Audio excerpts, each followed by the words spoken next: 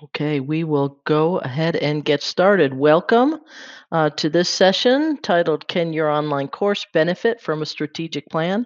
I hope you've all been having a good time and learning a lot at the Rutgers Online Learning Conference. And I hope this session helps you in your daily work and working with other faculty, working with instructional designers, and working across the university.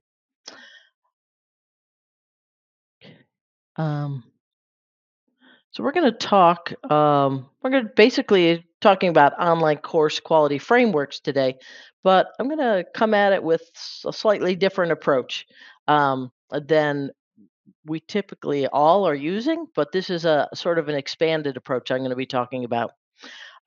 So obviously, we are all working on sustaining a quality learning experience in our online courses, and that requires not just a one and done design and development, but ongoing checking, ongoing vigilance on a lot of folks' perspectives. Um, Most of the approaches I'd say that we're all using, emphasize universal design learning principles and instructional design principles with a focus on online course design and pedagogy and a really tight alignment of the learning objectives, engagement, activities, assessments, materials, and most especially the technologies that we're using in our online courses. And you probably, like most folks, are using a lot of rubrics and a lot of checklists. I'm just going to drop a question here in the chat. It's an opportunity as we start out the session here to share with us the approaches that you're using at your in your department, in your course, at your institution to ensure online course quality. Um, But what I'd like to do today is sort of take a little bit of a new perspective on quality frameworks.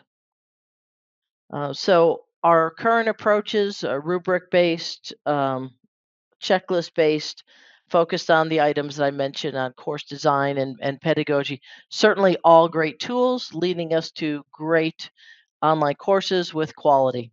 But they're like anything, there's great aspects, but there are some limitations. And so some of those limitations in our typical approaches these days is, lots of times it's making a change, making a revision is very transactional. It's in the moment or it occurs by a faculty member from one trimester to the next. These are, usually pretty small enhancements, small adjustments, many of them based on student performance and feedback, on course evaluations, sometimes designed based on the individual instructor's observations.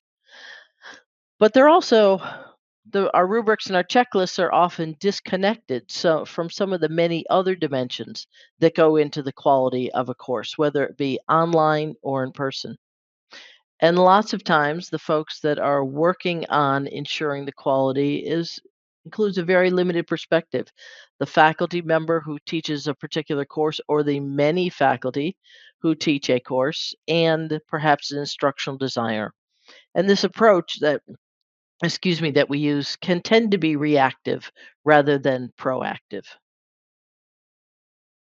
What I'd like to do today is go through an expanded approach that broadens our field of view from just the online course to the online course plus the environment that it's sitting in. And I don't just mean the online environment, I mean the environment of the program in which it's situated, the department, the institution, the many wraparound services, the different assessments that are involved in your courses, resource availability, long term strategic planning by the university. So, a very bigger view than we've been taking in online course quality.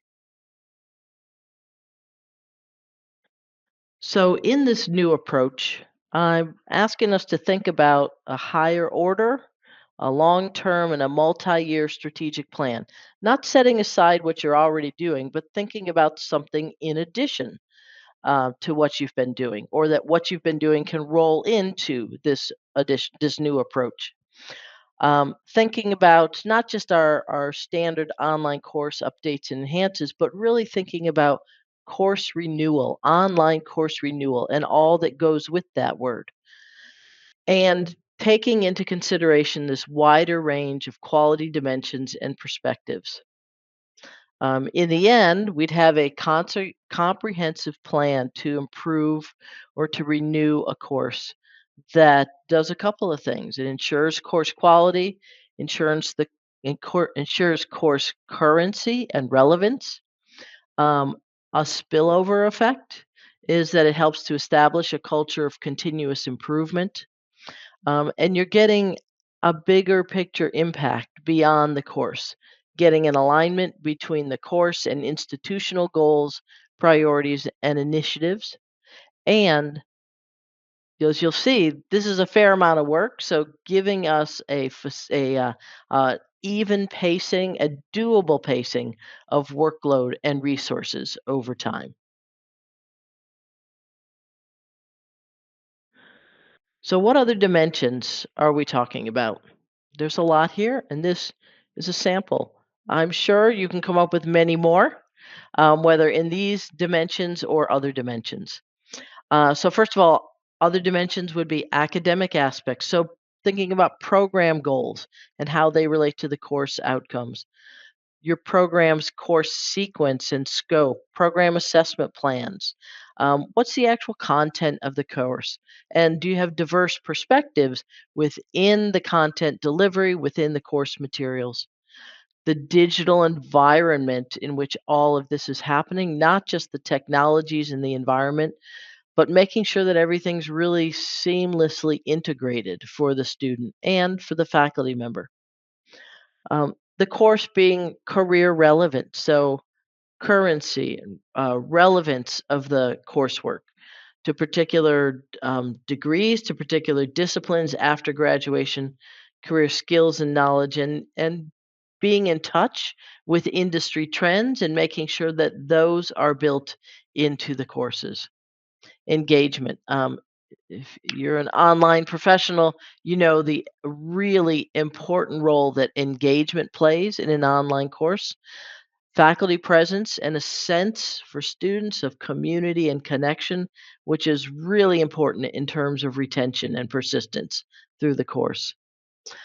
Student support. So we all have lots of student support, wraparound services for students, but rather than being standalone, to what extent are they and can they be embedded in your online courses? So, tutoring, library services, advisors, academic advisors being present in the courses, career services being present in your online courses. That ever important and often nebulous dimension of the student experience that sometimes is very individualized, sometimes based in perception, but really that ease of use, responsiveness that they perceive, whether we've got equitable practices, an inclusive environment, and all of that leading to student satisfaction. And then there's institutional factors, making sure that we're considering the course in the context of the institution, its plan, its goals, its priorities, and initiatives. I'm sure that many of you have cross curricular initiatives on common skills, common approaches, common knowledge base, but cut across disciplines. Thinking about those as well in the online course quality. So that's a lot of dimensions. That's a lot of work. That's a lot more that is on our typical rubrics and checklists.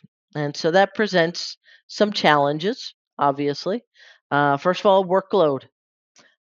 This approach is beyond the time, especially between trimesters, and the resource capacity of individual faculty members. Um, Finding the best alignment between this approach and particular courses and particular scenarios. You don't want to use this with everything. There's just not enough time in the day and not enough resources. So finding that best fit is a challenge. And another challenge is a lack of an organizing mechanism oftentimes. We've got for our online course design and pedagogy, we've got these really well-defined rubrics and checklists, but this is definitely a wider view of those factors, and those factors are going to probably be different depending upon the course, depending upon the institution. So, the lack of an clear organizing mechanism can be a challenge here. So, when is a good time to use this approach? So, let's just get our mindset on when to use it, when not to use it.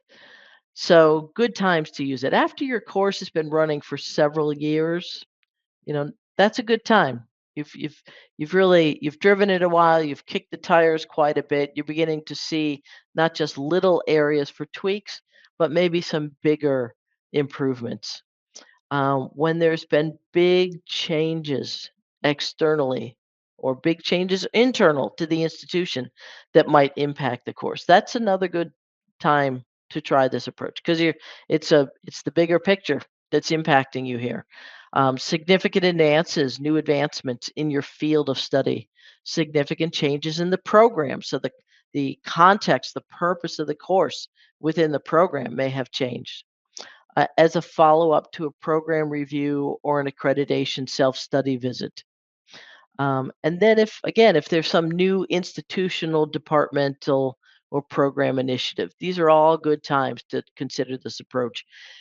And one of the reasons it's a good time is that these processes inherently bring together teams of people and resources and a continuous improvement mindset that you can co-purpose for the updating, the revision, the renewal of a course. These are not situations in which usually an individual faculty member is left on their own to make significant changes. So these are a good time to capitalize on the extra people, the extra resources coming to bear.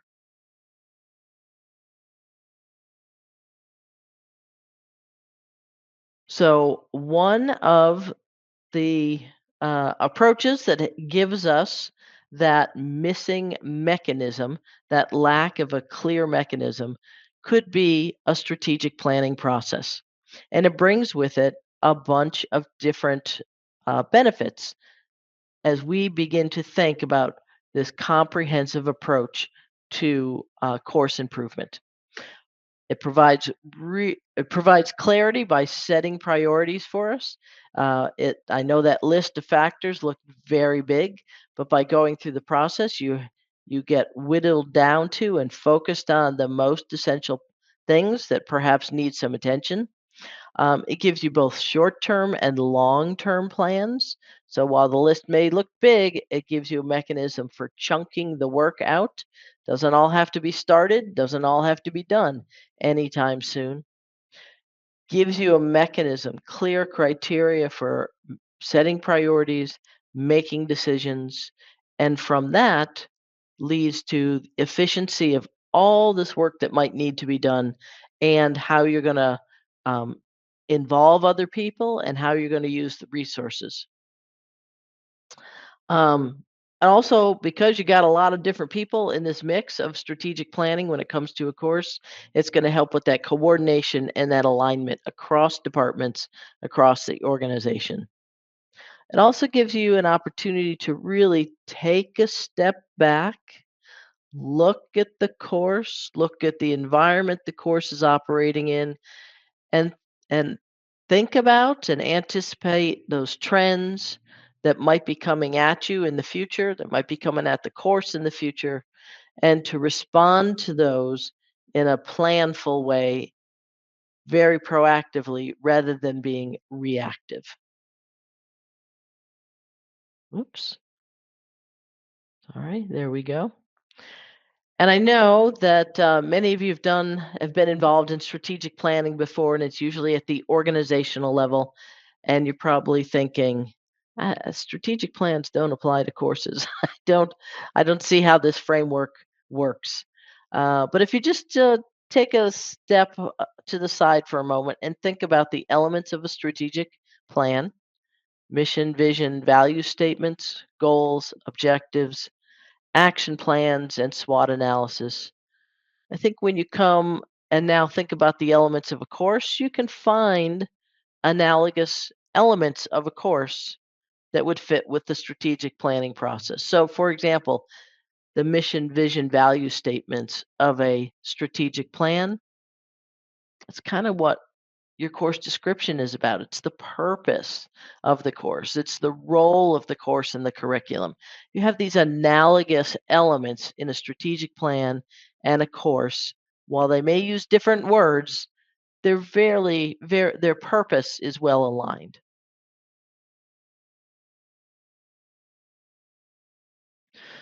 So, going to talk a little bit now, actually, for the rest of the time, on how to develop a course strategic plan. I'm going to walk through some templates and some examples.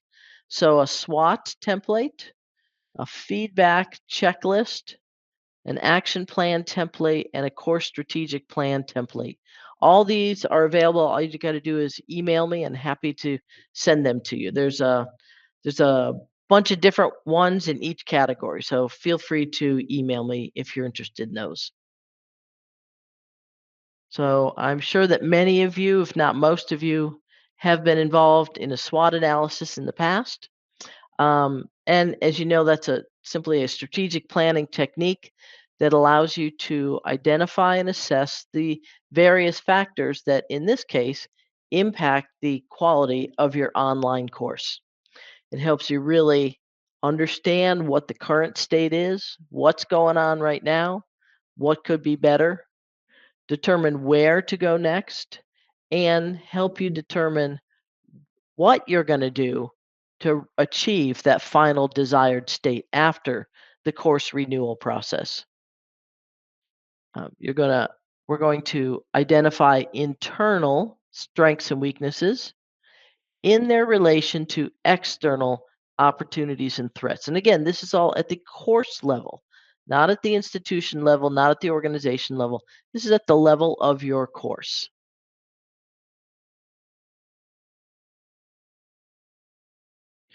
Let me just stop for a moment and check the chat here. Okay. Thanks everybody who's sharing their strategies. This is great. A lot of different strategies out there, as reflected in your chat comments. So, we're going to conduct the SWOT analysis of our course. You may think, okay, that's going to be the faculty member who's going to do some brainstorming and is going to ask these questions. What's the course strengths? What are the weaknesses? What opportunities are available to positively impact the course? And what threats are there that could negatively impact the course? But it needs to be more than the faculty, the one or two, the three or four faculty member that teach this course. It needs to be a much, much broader group with different perspectives on the course, different perspectives on the student experience in the course to give you a really robust understanding of the current state of the course, your future vision for the course and how you're going to bridge that gap. You start with our brainstorming and then or in parallel, usually, gathering all sorts of additional information that's going to help you make decisions and chart the course ahead. So that's objective data and subjective expert insights. It's quantitative, it's qualitative. And as I said, you got multiple stakeholders and multiple perspectives involved. You really want as much information as you can get to inform your SWOT analysis. And then you're going to organize all of this in a SWOT matrix or something else. There's a number of different ways you can organize the information. I'll get to that in a second. So I said we're going to do those brainstorming questions, but we're also going to gather additional information, gather additional feedback. And this is an option. At this point, I'll go through some of these options for gathering more information, sources of information. But as you're looking at this list, just drop a couple of notes in the chat if you would about other sources of information that you can think of applying to this approach. Maybe specific to your course, maybe specific to your university, but just drop some of those additional ideas in here. So obviously, there's what the faculty member observes every day, what they observe the students having problems with, where the students are excelling. Then there's also the opportunity, if you don't do this already, to try it, to have other faculty give you feedback. So it could be a faculty member who you just invite in to look at your course in action. Could be a faculty peer mentor, somebody that you're working with more closely. It also, many times we forget to do this, is to talk to the faculty who are teaching courses that come after your course and courses that come before yours to see how their experience and how those courses are linking together. Are they seeing students in the downstream courses have trouble in what they should have learned in your course? Student feedback, that comes in many, many different forms, as you know, learning assessment results. Um, Also talking with a variety of folks at your institution.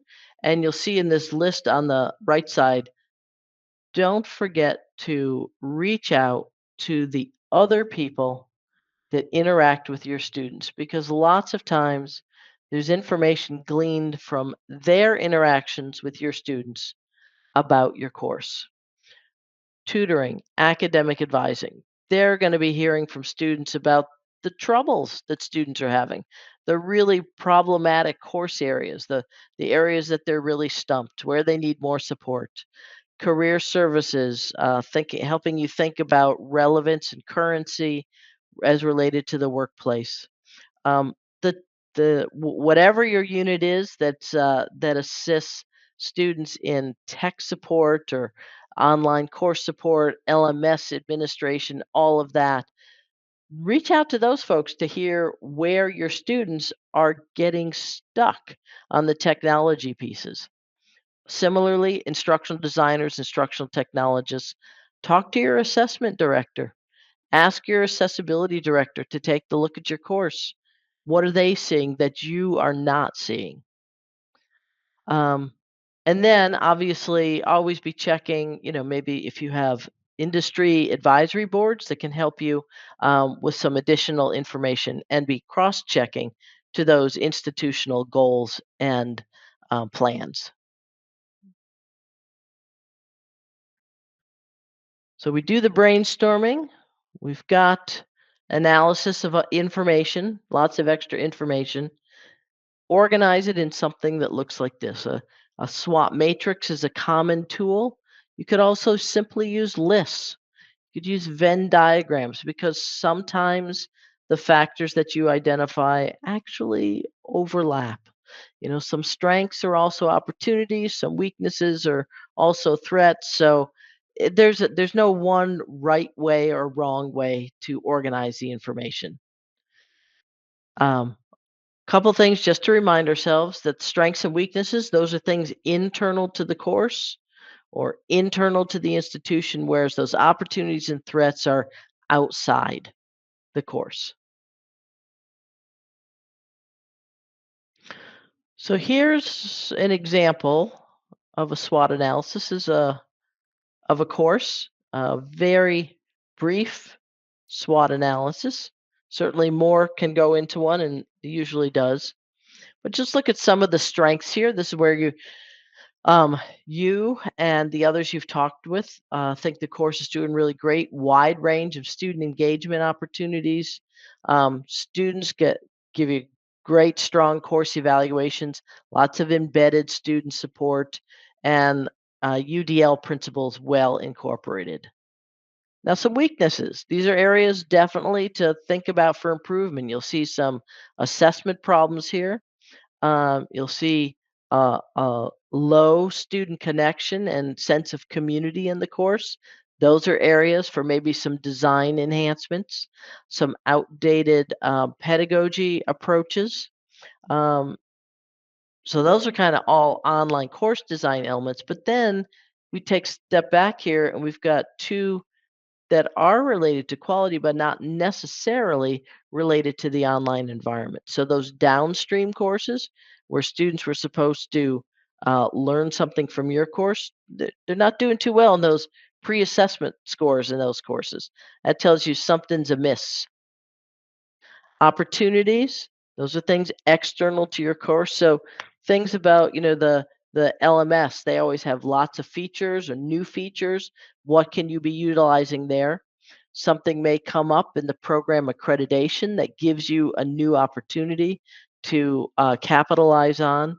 And your advisory boards, if you have those external, they always have expertise that the faculty member may be missing.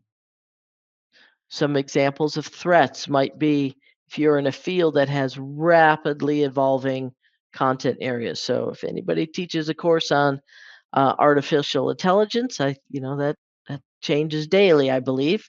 Um, New requirements, new external compliance requirements, especially when it comes to technology. Changing costs for technology that might be embedded in your courses.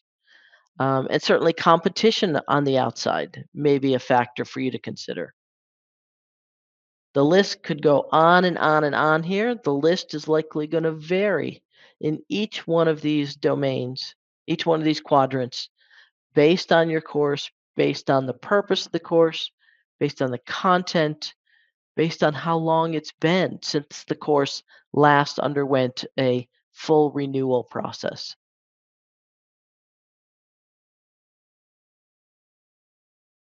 So you've done that analysis, you've got it organized. Um, Now it's time to really think about it, not just make the list, but to synthesize and analyze all that information. Um, and one of the things to think about here is, so what are your priorities going forward? That sets your goals. Not everything that's in that SWOT analysis is something you're going to do something about.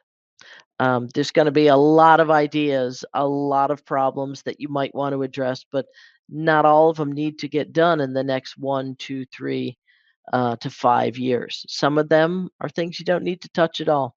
Some are going to be things that's really a much, much longer time frame consideration. So you're going to get a robust list, but you don't have to attack all of it. That's the purpose of priorities and goals, is to really focus and whittle down.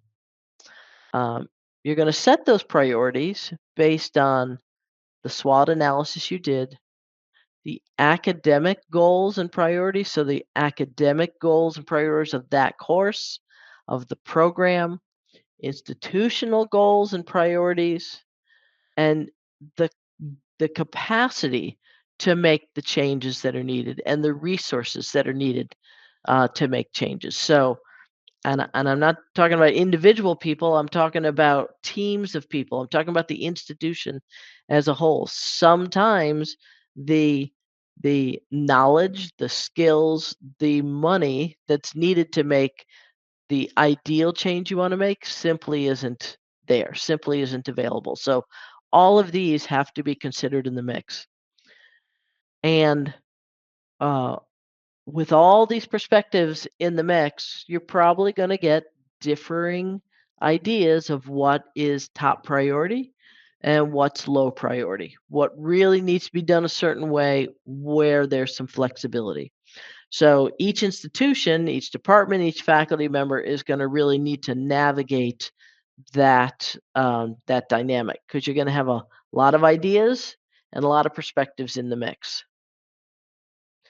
After you've set those priorities and goals, you're going to develop some strategies and action plans to get to where you want to be, to make the improvements in the course that you want to make.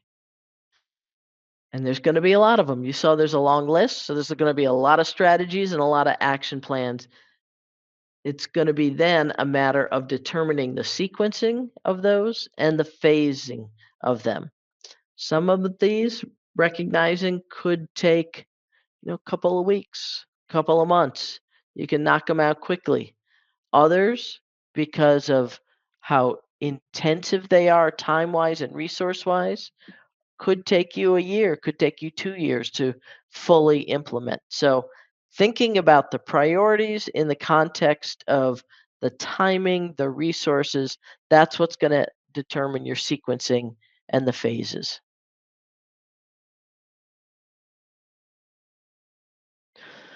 So, one way to approach this, you've got you've you've got your um, SWOT analysis. You've looked at all of it, and you've now come to the point of making decisions about what's priority and what you're going to do about it. So, this is one possible template that you could use. We call it the course action plan template. And for each one of the items in that SWOT analysis that you decided you're going to follow up on, these are the kinds of things you would put in it. First of all, you need to prioritize it. Otherwise, it's just one big list, which gets a little overwhelming. High, medium, or low. Keep it simple. I know you can get lots of gradations in between high and low, but just keep those buckets very simple. Identify for yourself whether it's a strength, a weakness, an opportunity, or threat. Knowing that, keeping that in mind, may help frame what you decide to do and when you decide to do it.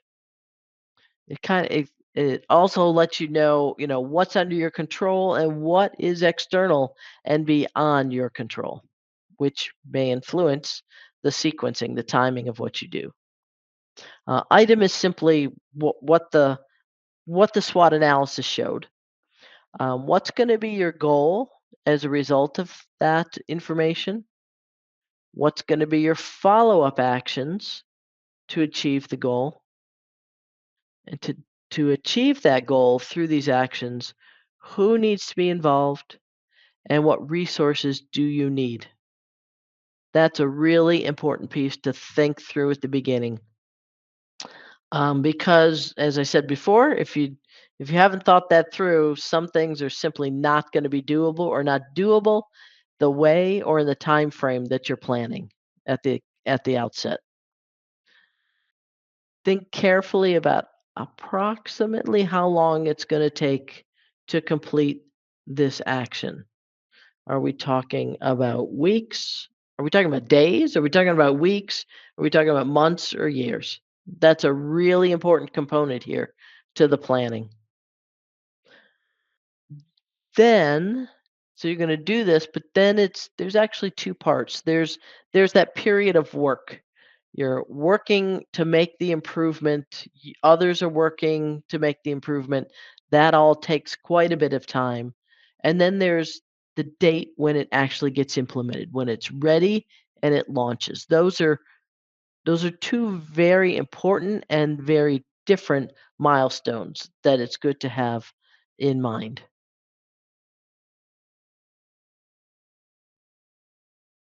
So I'm going to give you a couple of example action plans based on that example SWOT matrix that we looked at earlier.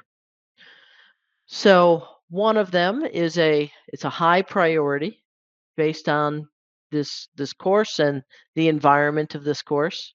It's an external threat, and that is the new state and federal video accessibility requirements. Uh, this is a bit of an older example. I'm not suggesting that suddenly today or this week there are new state and federal video accessibility requirements. I'm just saying that this is the item that we were responding to. The goal is to ensure that all the videos in the course meet those accessibility requirements. There were a lot of videos in this course. It took quite a while to get there. So, what are you going to do to meet that goal? Really break it down into steps. The action is not make the videos accessible. There's a lot of little details before you get to that roll up statement. So, actions could be conduct an accessibility audit of all the videos. That could be done by Could be done by the course faculty member, could be done the instructional designer and accessibility services director, all of them working individually or working collectively. And then once that's done, developing a plan, timeline, what needs to be done, which courses, to ensure that the videos are accessible, and then implementing that timeline. So, multiple steps within that overarching action plan to achieve the goal. You'll see that resource and people here, again, twofold. So, we know who needs to be involved in the audit: course faculty, instructional designer, and accessibility services director. But until we get that audit, we don't know exactly what video resources, what technology resources, and the workload that's going to be involved. So sometimes you can do an interim plan. Sometimes you're going to have to wait and to finish that plan until you get the first couple of steps done. On this one, the timeline was 1 to 2 years because there were a lot of videos. So again, break that work period down based on the two phases: audit and the enhancement period, and then setting the implementation date. So high priority, want to get it done, really important to get it done. It's an external threat because it's a compliance item, but it's going to take quite a while to get there. So not everything that's high priority, just remember, not everything that's high priority can be achieved very quickly. So another example, we did a high, let's do a medium level priority. This one is an internal weakness. This is about those downstream courses and that pre-assessment test with the low scores. So the goal is to improve those pre-assessment scores. Action items, again, is a multi-step process here. First, analyzing the learning objectives and the content of both courses and being mindful when you're doing that. So that's an academic item, but being mindful that that is all happening in the online learning environment. So always keeping in mind the lens through which you're looking all these factors, which is the online digital environment.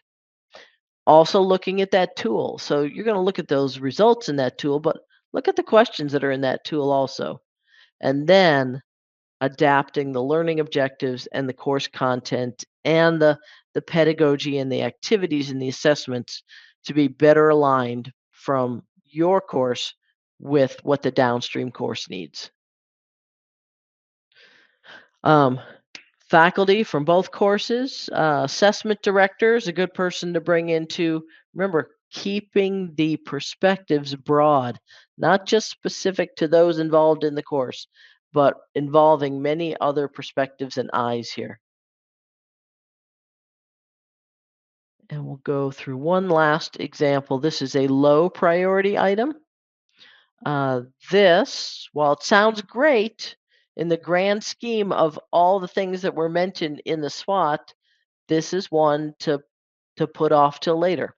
Other things were of higher priority, of bigger impact, of more important consequence than this. Not that this is not important, but it just didn't rise to the this high of a level. So this low priority and external opportunity. So a recognition um, in the SWOT analysis that the advisory board members are great and they have expertise that the course faculty member doesn't have.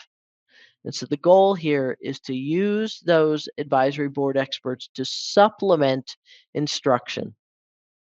The action here is to develop a crosswalk and do a gap analysis of where specifically the faculty member is the expert and where they could use some support from those advisory board members. This you'll see very quick estimated timeline, 1 month to complete this analysis, identify the advisory board people to help and get them trained up. 1 month, but in the grand scheme of all the other work to do coming out of the strategic plan, this gets put off till much, much later. Again, based on priorities, goals, and priorities. So then you've got your individual course action plans, and then they all get synthesized into one big course strategic plan template, organizing them by priority level, and then mapping out when you're going to be doing the work. Remember, strategic plan is usually a 3 to 5 year look. Sometimes in these course plans, you're looking doing a 2 to 4 year look or a 2 to 3 year look, but you've got a long range look here, not trimester to trimester. So high, medium, or low, and when the work is going to happen, and when everything's going to launch. So this is an example of what your strategic plan might look like. Again, high priority items are staged earlier and implemented earlier, with lower priority items staged later and implemented later. And there's a certain amount of discipline involved in this phasing process, because it's easy to say, oh, that's just going to take a couple of weeks, that's just going to take a month, we'll squeeze that into year one. Well, actually, the stuff you've got planned for year one is pretty work intensive, pretty time and labor intensive. It's going to be really tough to squeeze that in. It takes some discipline to really focus and on the priority items early, and to have the discipline to hold off on starting those lower priority items until later. So we'll finish up here in the last couple of minutes, and I'll get over to the chat. I see there's a bunch of questions. I hope for takeaways you've seen more than, wow, this is a lot of work. I hope that you see that this approach to online course quality really gives you a holistic and a comprehensive perspective for course renewal, about the student experience, where your course is now, and where it can go, and give you the roadmap to get there. It can give you a nice organizing framework for these complex relationships of one course to another, of one course within a university-wide initiative, of one course within a program.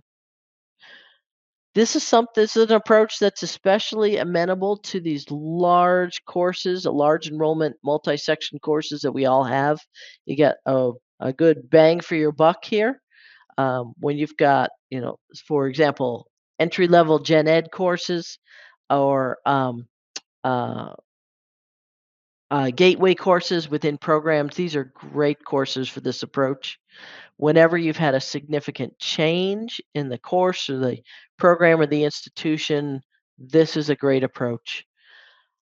And then at the bigger picture level, you've got some benefits through this approach. You've obviously the institutional alignment, which we've talked about, but also through this approach, you foster a cross functional collaboration of online units and units that are not specifically online focused.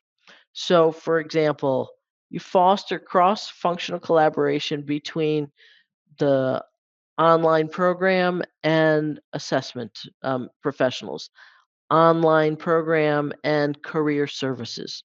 So, one's a cross functional collaboration between online dedicated and not online dedicated units and professionals. It also helps foster and facilitate that forward thinking and planning on a multi year basis rather than from trimester to trimester or year to year. It helps facilitate thinking of individuals and departments on the long range. Think about really where you want to be in 3 to 5 years. That's not a simple skill. That takes some time to hone, and then to back your way up into the actions that are going to get you there. And then obviously through all of this, it helps to strengthen the culture of online continuous improvement, which is what this is all about. Let me scroll back up to the chat. Happy to take any questions. So let's see. So um, if you would like, let me take care of this one first.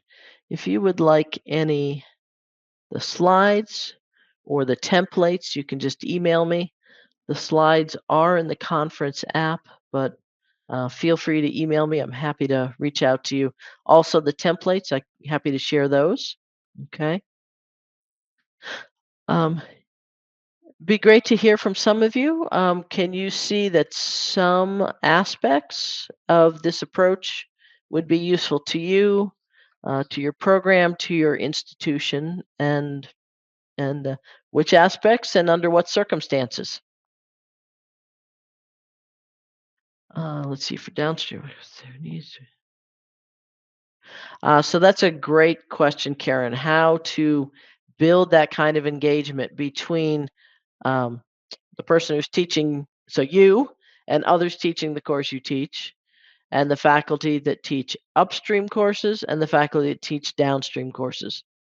So, a great way to organize that, a great organizing scheme is the program review process because these are not discrete courses. They are courses in a sequence with specific scope and should be linked to one another. The program review process is an ideal, ideal setting and activity to begin to foster that kind of thinking, that kind of collaboration, that kind of looking at each other's courses and how each other's courses impact upstream or downstream courses. So that's just a great way to approach it because it's not about you, it's not about how you teach, it's about the program as a whole and the parts that others hold besides you.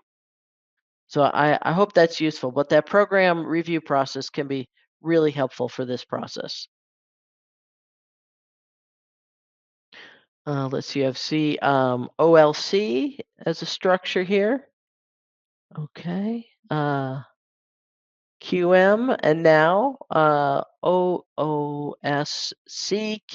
I think that's a SUNY system approach. Okay. Okay. We are just about 2 minutes. I know it came to an abrupt end. I just wanted to make sure that we got everything in and gave you a chance for questions.